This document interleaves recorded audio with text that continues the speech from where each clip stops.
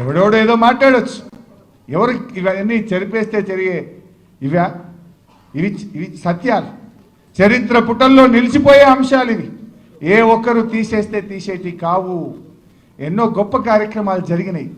ఇప్పటికైనా 3 ఏళ్ళు నిజాయితీగా పాలించు, ప్రజా సమస్యలు పట్టించుకో, ప్రజల పక్షాన నిలబడు. చరిత్ర పుటల్లో ఒక చరిత్రహీనుడుగా మిగిలిపోకు.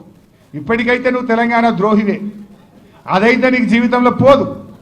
ఎందుకంటే నువ్వు ఎన్నడూ జై తెలంగాణ అనలే, ఎన్నడూ అమరులకు శ్రద్ధాంజలి ఘటించలే, ఎన్నడూ ఉద్యమంలో పాల్గొనలే, ఎన్నడూ తెలంగాణ కోసం రాజీనామా చేయలే, ఎన్నడూ నువ్వు తెలంగాణ కోసం మాట్లాడలే. నువ్వు ఉల్టా ఉద్యమకారుల మీద తుపాకీ గురిపెట్టిన తెలంగాణ ద్రోహివి. అది మాత్రం నువ్వు చెరిపేసుకోలేవు. తెలంగాణ ద్రోహిలో లిస్టులో రేవంత్ రెడ్డి పేరు కూడా ఉంటుంది గ్యారంటీగా. కానీ చరిత్రహీనుడిగా మిగులుతావు. ముఖ్యమంత్రిగా ఈ రాష్ట్రానికి అన్యాయం చేయకు, రాష్ట్ర ప్రజలు తలదించుకునే విధంగా చెయ్యకు. అందాల పోటీల నిర్వహణలో రాష్ట్రానికి పరువు తీసినవు. పక్క రాష్ట్రం కృష్ణా నదిలో అధిక నీళ్లు వాడితే ఆపలేక నువ్వు మరి నీ గురువుకు దాసోహమైనవు.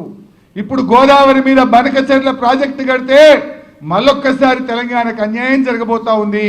పోరాడతావా? పోరాడు. అఖిలపక్ష సమావేశం పెట్టు, అసెంబ్లీ సమావేశాల్ని వెంటనే పెట్టి దాని మీద చర్చ పెట్టు.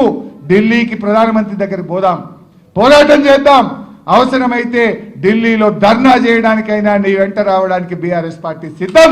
నువ్వు ధైర్యంగా ఉన్నవా, నిజాయితీగా ఉన్నవా, రాష్ట్ర ప్రయోజనాలు కాపాడవా ఈ ప్రజలు గమనిస్తా ఉన్నారు. నువ్వు చేయకపోయినా బీఆర్ఎస్ పోరాడుతుంది. మాకు బాధ్యత ఉంది.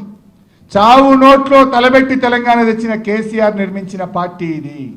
ఇక్కడ ఉన్న బిడ్డలు తెలంగాణ ఉద్యమకారులు, తెలంగాణ కోసం జైళ్లలో ఉండి తెలంగాణ సాధించిన బిడ్డలు ఈ పార్టీలో ఉన్నారు.